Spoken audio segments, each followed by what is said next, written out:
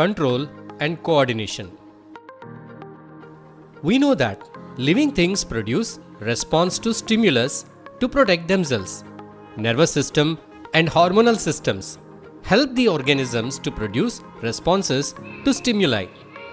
Nerve cells play an important role in detecting the stimuli. Nerve cells are also called as neurons.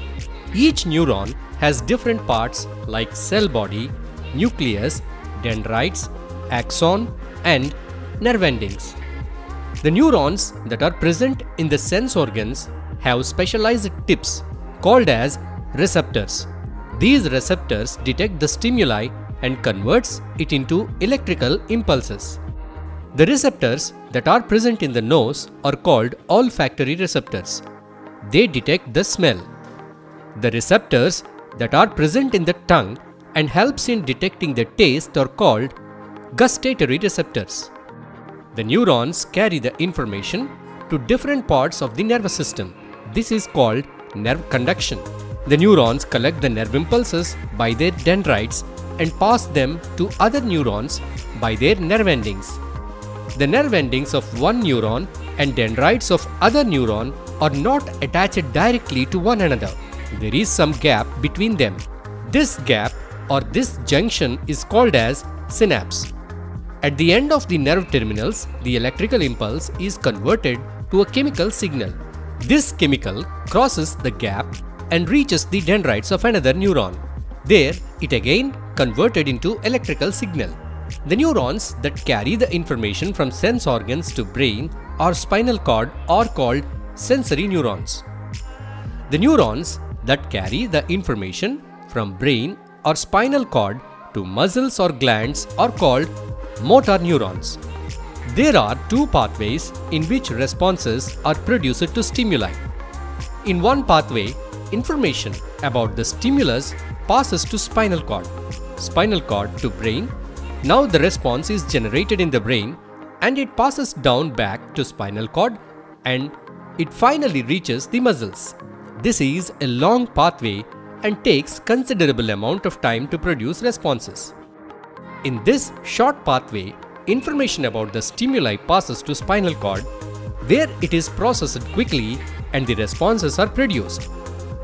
But in some situations, organisms need to produce very quick responses to protect themselves from the dangerous stimuli. In such cases, they take a short pathway. These responses reach the muscles and cause immediate movements. This kind of quick responses are called reflex actions. The pathway by which a reflex action is executed is called reflex arc.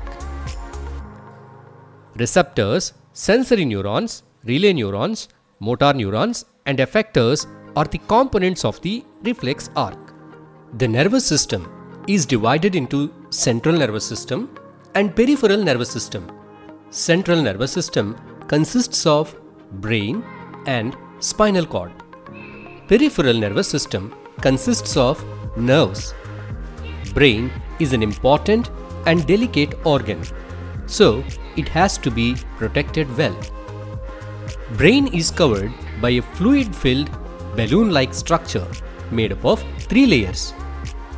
These layers are called meninges and the fluid present in between these layers is called cerebrospinal fluid. These layers and the fluid, they protect the brain from shocks and injuries.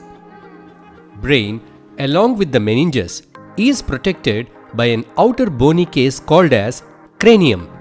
Cranium is a hard structure that is made up of bone. Brain is the main coordinating center of our body. It receives the information from all parts of the body and integrates it. The main functions of our brain are thinking, decision making, storing information, producing emotions, and controlling body functions. Our body functions are of two types, voluntary and involuntary.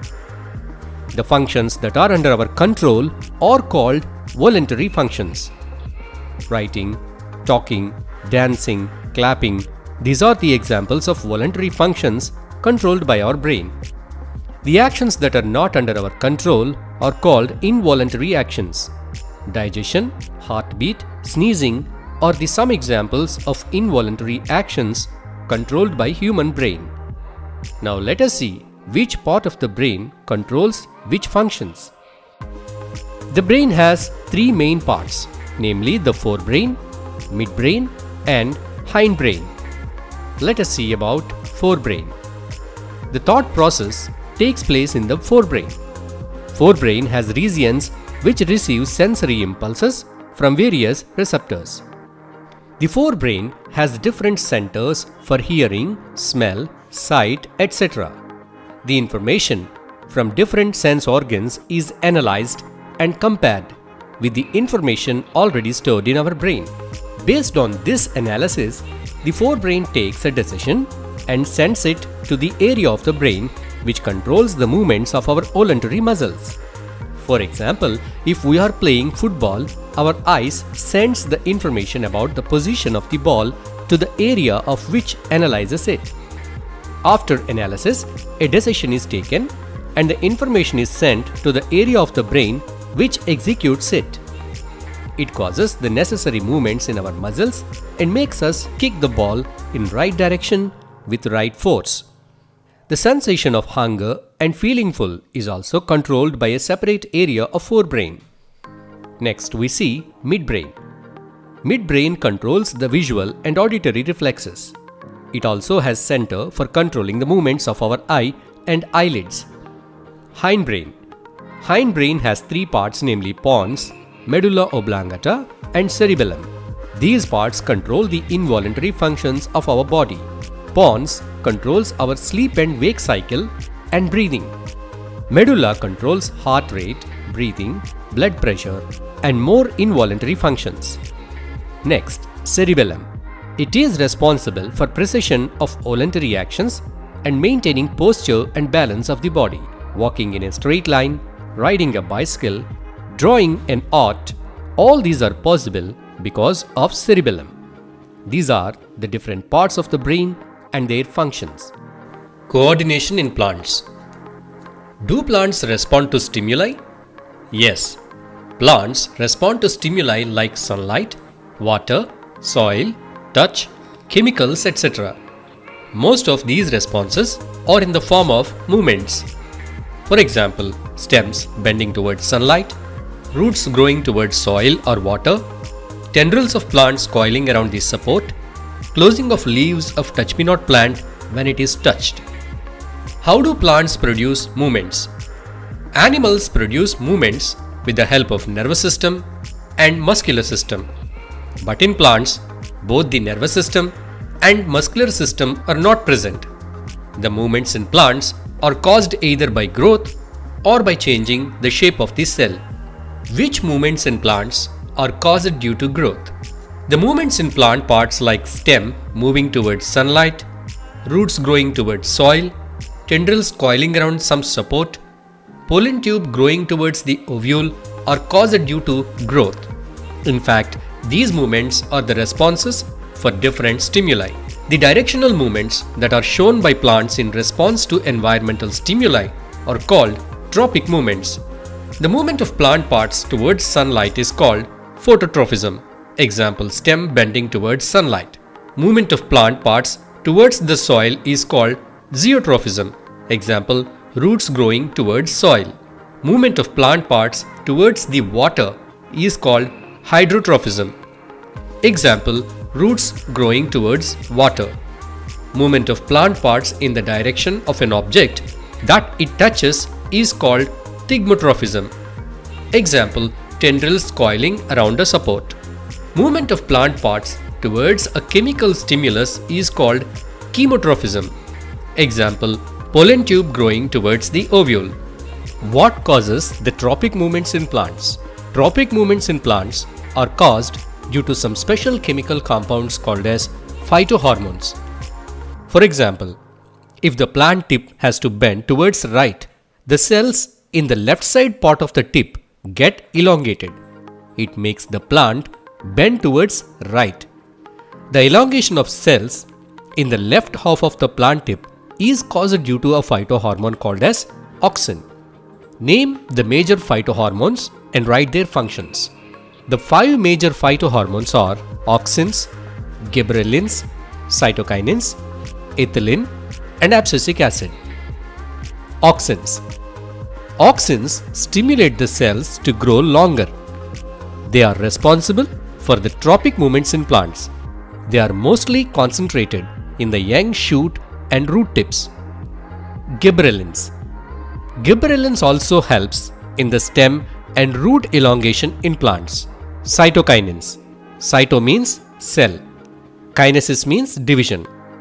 This means the cytokinins, they promote cell division.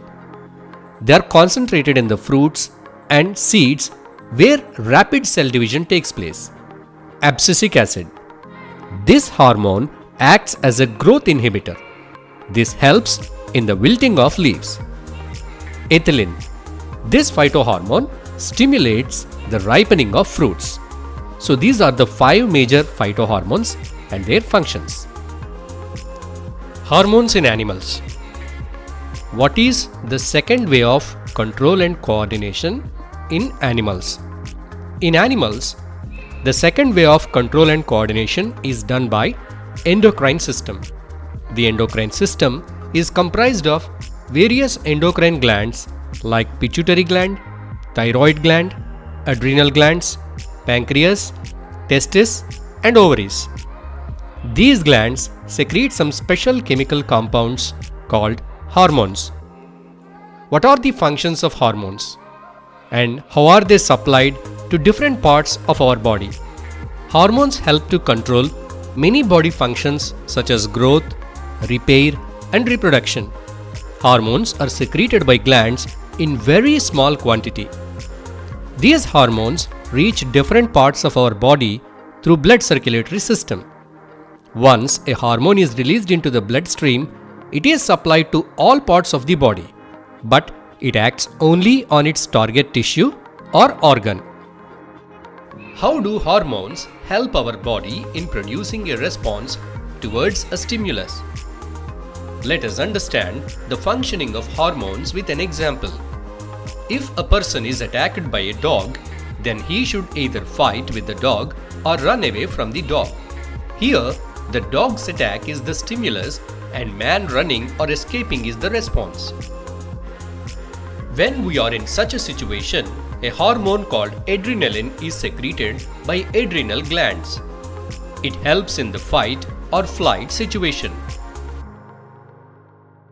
In dangerous situation, we have to fight or flight. For both the processes, our muscles need large amounts of glucose and oxygen.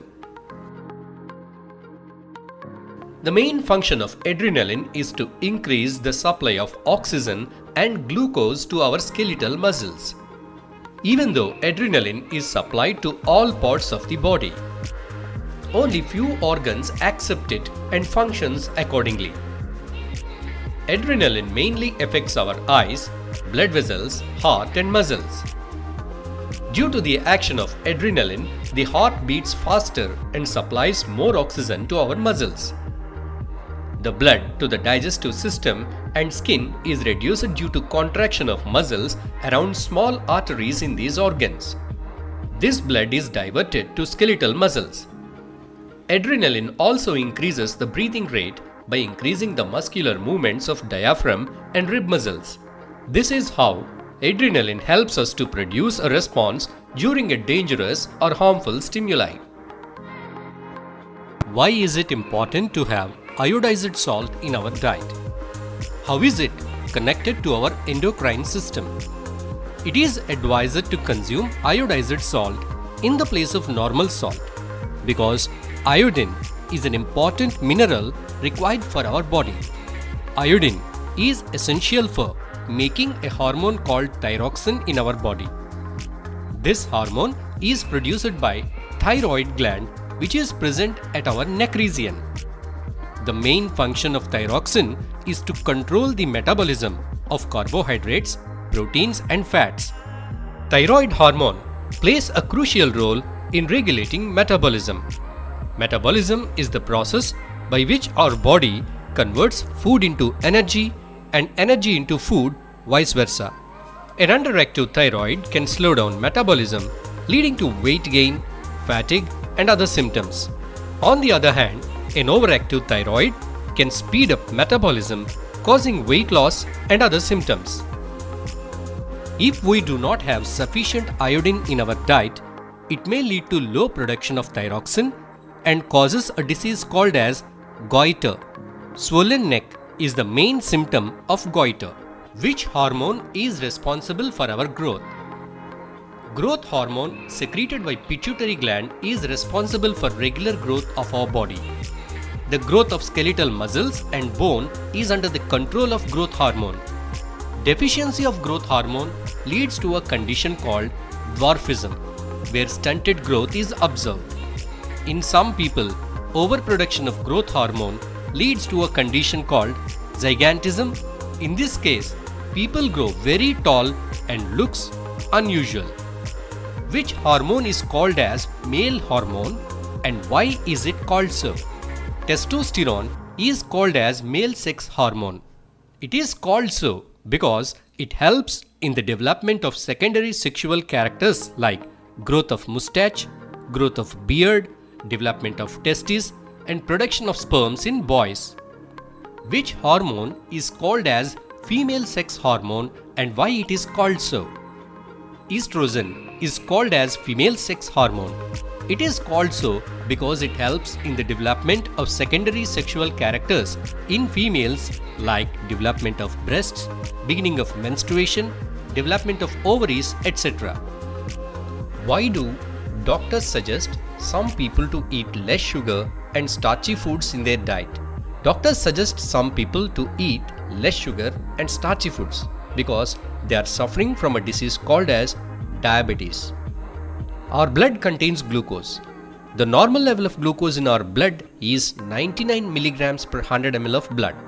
If our blood glucose level rises, then a hormone called insulin is secreted by our pancreas. Insulin controls the raised blood sugar levels. But in some people, due to the malfunctioning of insulin producing cells of pancreas, very less insulin is produced, which leads to high level of blood sugar. Such condition is called as diabetes. High levels of blood sugar causes harmful effects on our body.